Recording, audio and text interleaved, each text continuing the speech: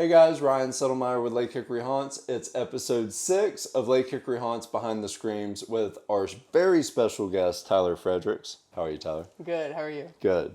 So Tyler's our manager at Lake Hickory Escape. He started at Escape in Hudson. So Tyler's first job ever was at escape room attraction.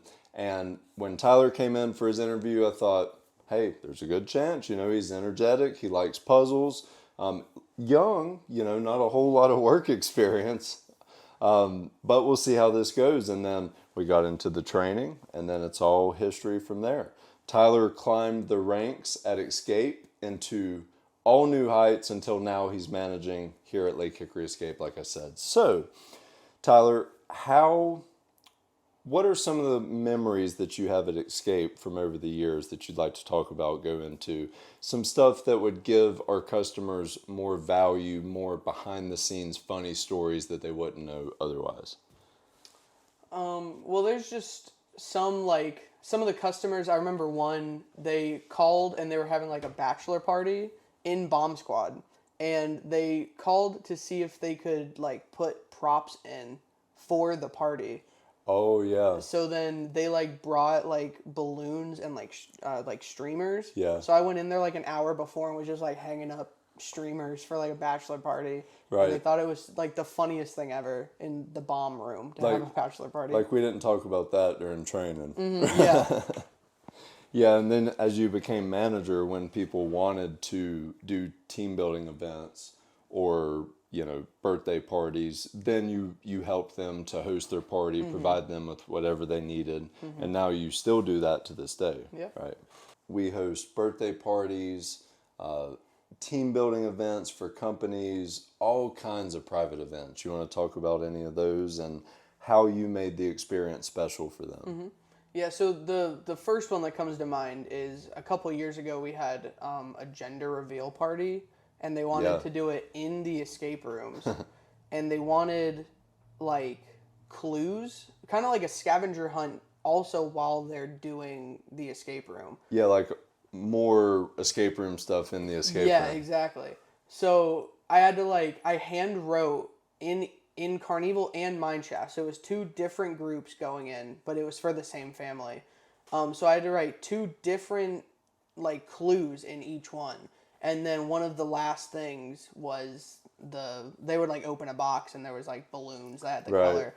Or what I did for Carnival was I took the body drop out, and then they did everything in the 3rd room, and then they had to go back into the 2nd room, and then I dropped that, and then there was balloons that fell and confetti, and that was the reveal for that one. Right. So that was really cool. Yeah, and it's cool. It's really neat, and customers really appreciate the work and the detail that you do to make those experiences happen for them. Yeah. So if you guys want to do a team building event, don't be afraid to ask for special requests. Tyler will definitely take care of you. And also with our team building, we've had some groups recently who have came and done all of our experiences, right? Yeah. You want to talk about the package that we offer, just which experiences they can choose from, and we can include all of them for whatever company would like to do them. Yeah, so we have, you can do Carnival and Mineshaft, which is the 2 escape rooms. And then we also have the VR that's in the lobby, which there's 17 different games that you can choose from. And then we also have axe throwing. But then you can also kind of change our lobby into a party area. So you can have a privated party area. Right, exactly. So if you have a big company and you want to come for 3-4 hours for team building, we can offer that. You can have access to Carnival, the escape game there, which can host up to 10 people per hour. Mineshaft can host up to 8 per hour. Virtual reality games are available in the lobby, which can be a private party space. If it's a private event, that's automatic. And then, of course, axe throwing as well. And here soon, 2 more escape games, rooms for a lot more people that can all be done at once. And if you're interested in booking a team building or private event, email us at info@lakehickoryescape.com or call our phone number 828-212-5060. And Tyler will help you out and make sure that we get your tailor-made experience for you here at Lake Hickory Escape. Tyler always goes above and beyond to make sure that those experiences are the best they can be. And I really appreciate you doing that, you know. Yeah. You do an incredible job with it. So for people who don't know, Tyler, what's it like to be a game operator? It's fun. You get to watch all the groups go through, help them through, and then you also have to reset once they're done, make sure everything is still there, they didn't take anything. Which can be tough. Yeah. But yeah, and then just make sure they had a good time even if they didn't make it out. Right. So if people haven't tried an escape room, talk about how we make the experience fun for everyone, not just experts. Yeah. Yeah, I think for us, we still, like, the puzzles are still easy and, like, doable, but it's still a challenge. Right. So I think that's the thing, is just find a good one to start with, and I think just go from there. Right. So if people are better at escape rooms, then we're not going to give them free hints, right? If they're like flying through the rooms, then it's like, well, good. They let it be challenging. Yeah. But if someone's stuck in the first room for 20 to 30 minutes, then you're going to give them some clues, even if they don't ask. Yeah, we'll push them along. Right. We want to make sure that everyone has a good experience regardless of your prior escape room experience. You know, we're not strict like, no, you get 3 puzzles and that's it. Or, excuse me, you get 3 clues and that's it. No, we want to make sure you have a good experience. So if you haven't tried an escape room, don't be afraid to come try it out. And also don't be worried about your safety. So as a game operator, how do you keep customers safe and ensure their safety while they're in the games? Yeah, well, you just always, because you never know what they're going to do, because they're in an escape room and they're going to think everything is a puzzle. Yeah. So you just always got to be watching them. Yeah. So, yeah, it's just kind of, you just got to keep your eye out on them. Right. So you and whoever else is being the game operator at the time has cameras in all the rooms, has overrides. So we have electronic overrides that go to puzzle props. So if there's an issue or if you need in another room by the push of a button, that can be opened. So there's a lot of behind the scenes thoughts that goes into it to ensure everyone's going to have a good experience and also that everyone's safe. Like, you're not actually locked in there. If you need out, all you do is say the word and you're out. And it can be fun for kids as well, right? Yeah, absolutely. Explain to our customers what an escape game is, what they can expect. So it depends on which one you go to. Some actually lock you in. We don't, for safety reasons. Yes. But they lock you in a room and you have to try to just figure out the puzzles to make your way through and make it out within the allotted time. Yes. So it's not only a puzzle experience, but it's also an adventurous experience. Yeah. Right? And our goal is to immerse the customers into the scene to where they feel like they're there in the movie. Yeah. Like the new escape games we're working on, Curse of the Mummy and the Pharaoh's Treasure, are totally adventurous, right? It's like you're in these tombs. There's no telling where you are in Egypt, but you are somewhere in Egypt inside of a tomb and you have to get out. And you have no choice but to work together with your teammates and get out. But we make it as fun as we can. So every step along the way, it's a new challenge. It's a new puzzle. It's a new door that opens. Carnival and Mineshaft have their own storylines. What's the Carnival Mineshaft storylines for the customers? So for Carnival, you are private investigators, and you are going through Boss's hideout, and you're trying to play his games and then call the police for help before he comes to get you after that hour. And Mineshaft? And then Mineshaft is, you saw in a newspaper article that there was like gems for a get-rich-quick scheme. Yeah. So you're trying to get in the Mineshaft, but the entrance collapses in. Right. So you're trying to make it out within the 45 minutes before the whole cave collapses in. So in the story, it's like greed, right? Yeah. Each of our escape games tells a story, right?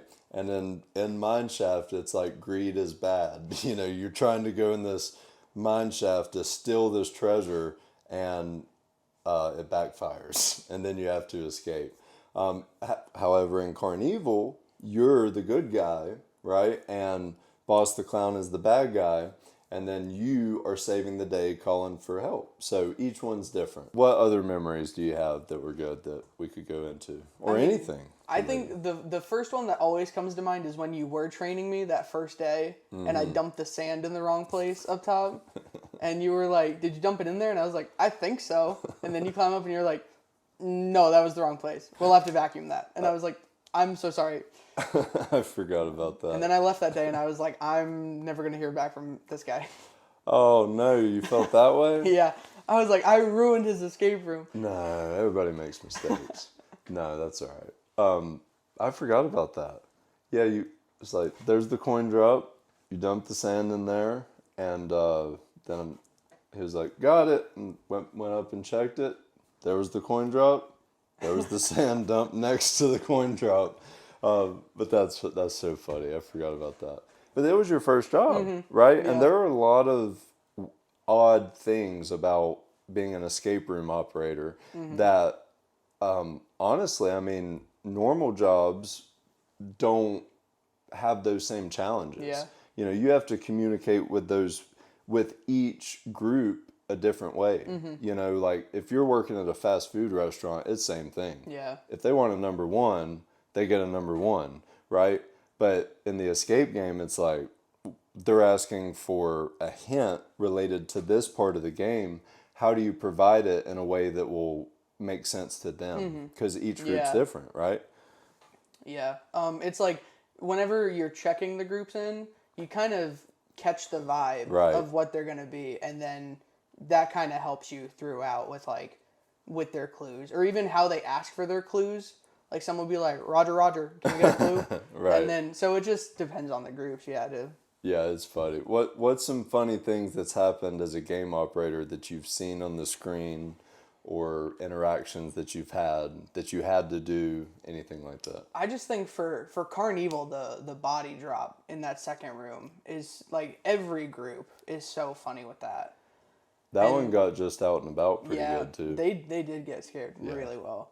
And then like even with like Bomb Squad back at Escape, like when they would open that fridge and find the arm in there, they always like had a ball with that hand. Yeah, they'd be, oh!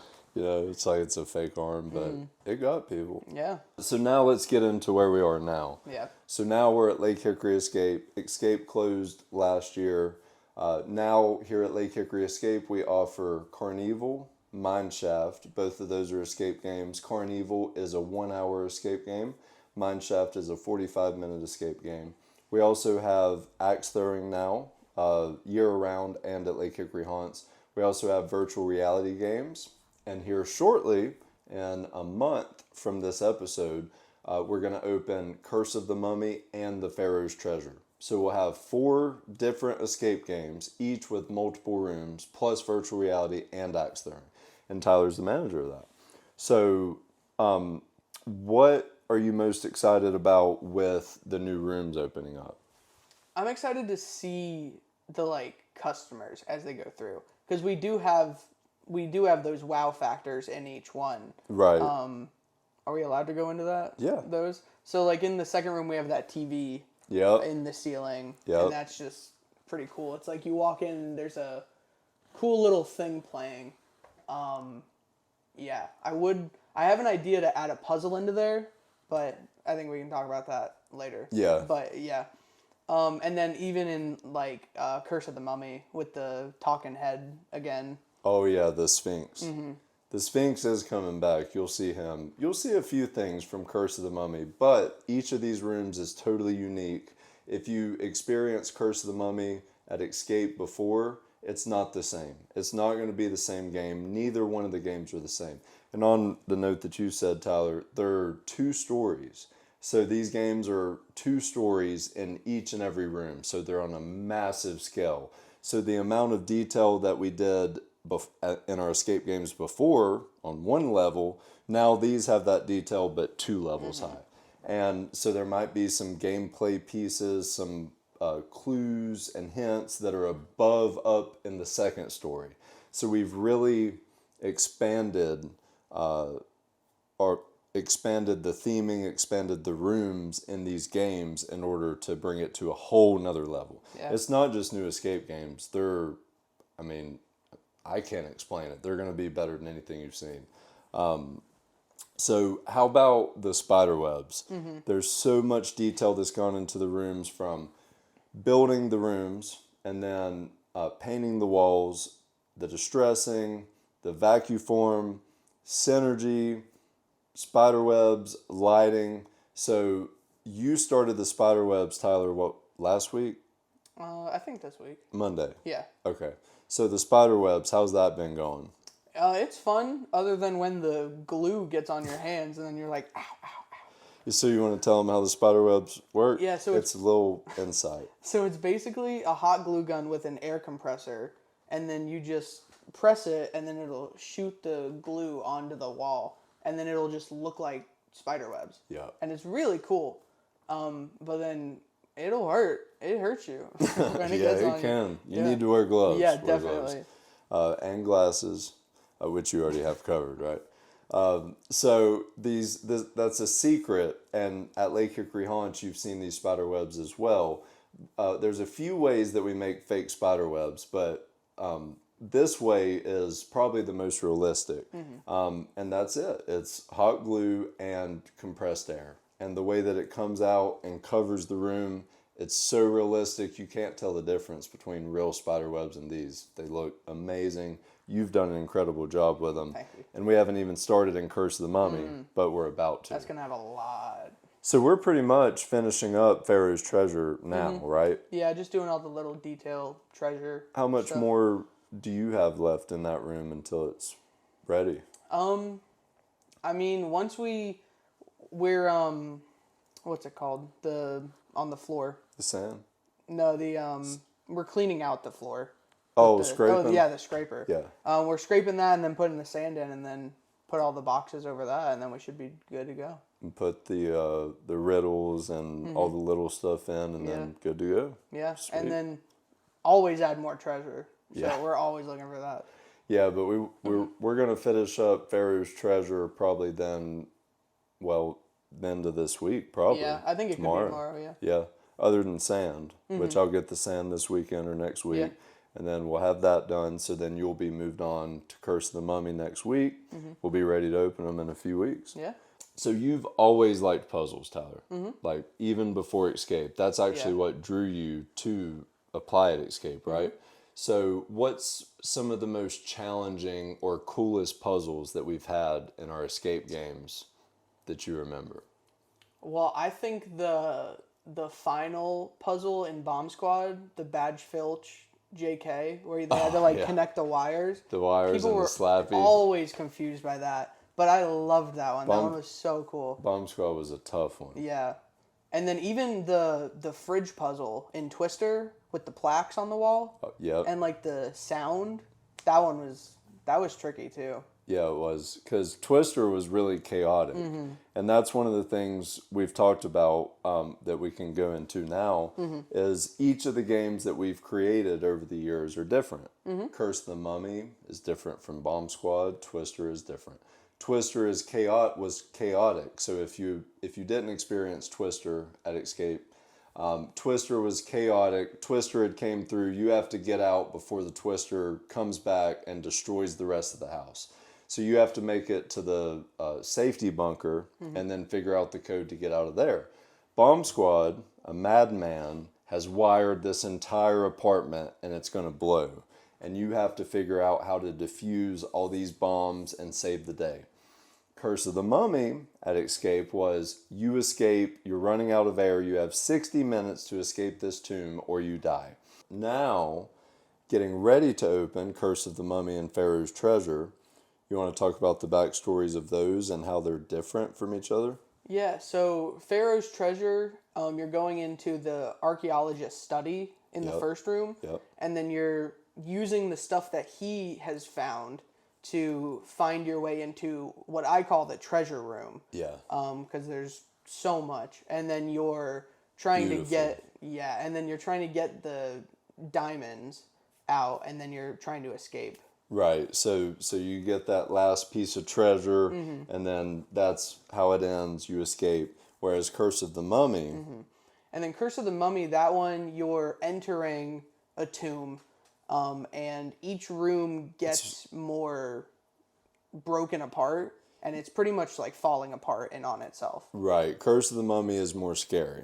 Yeah. We can definitely say that. Curse of the Mummy is more PG-13, whereas Pharaoh's Treasure could be enjoyed by kids, anyone of all ages, right? But Curse of the Mummy is on the horror side, so just know that before you try them out. But that's why we designed them that way, was so we would have one for horror fans and then one that would please horror fans and everyday folks. So they're both different. They're both intense, but Pharaoh's Treasure is more intense in an exciting kind of way. Curse of the Mummy is more intense in a anxiety, get out kind of way. And they're both going to be amazing. The detail is incredible. And all the treasure you've been putting up looks amazing. Yeah, we've been getting a lot of that. Yeah. I was thinking about it yesterday. I was putting these like the gems that you got. I was hand putting each one in a bowl, and I'm like, no one's gonna even notice these. Oh yeah, and they I was will. like, but I'm doing each one. They will. They'll notice the details. I had a whole bag full of diamonds, and I was climbing up the ladder, and then I set it down for 1 second to grab what I was gonna put them in, and then I just hear a boom, and then I looked down, and the whole bag knocked over, and then they were all on the floor. And So, you can't pick those up with a magnet. yeah. So me and Dave were doing that today. We were picking them up. That's funny. Yeah, so there's been a lot of challenges with creating the new escape rooms, right? But we overcome each challenge, and you've done an incredible job of ensuring those details are the best they can be. And also you think in the way of the, if there's a stereotypical escape room customer, you think that way, which is great. I mean, you love puzzles, you love the intricate detail part of the gameplay, whereas myself and other parts of the team are more focused on the sets. Yeah. So you joining the build crew, if you will, has really helped to improve the detail of these escape games. I mean, it's going to be incredible. Yeah. So excited for our fans to see it. Yeah, definitely.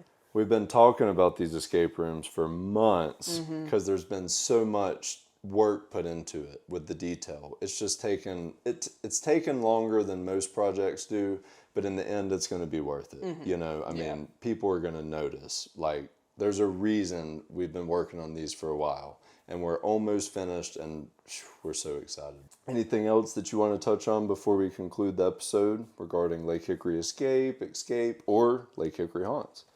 Check us out. We got some cool stuff this year. It's really cool. We have a lot going on right now. Lots of different projects, including the escape games. And so we're going to have those ready for y'all soon.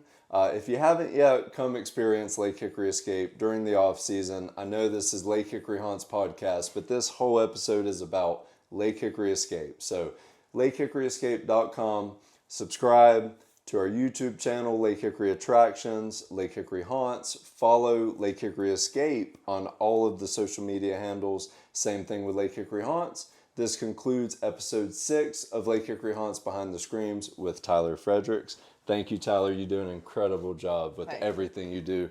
And you've just started doing more with the haunt stuff. So you're going to see a lot more of Tyler soon. So thank you, Tyler. Thanks, guys, for tuning in. And until next time, we'll scare you soon.